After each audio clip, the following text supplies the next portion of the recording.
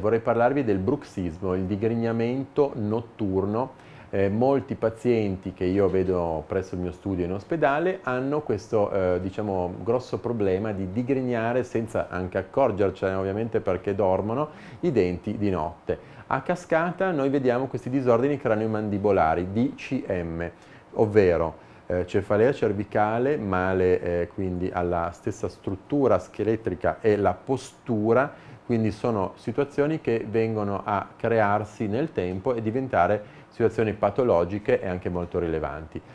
Si risolve tutto con un bite, una placca di svincolo che andiamo a posizionare nell'arcata inferiore e nell'arcata superiore, che va a salvare negli anni, quindi nella vita della nostra diciamo, cavità buccale, i denti. Quindi è molto importante che l'odontoiatra, noi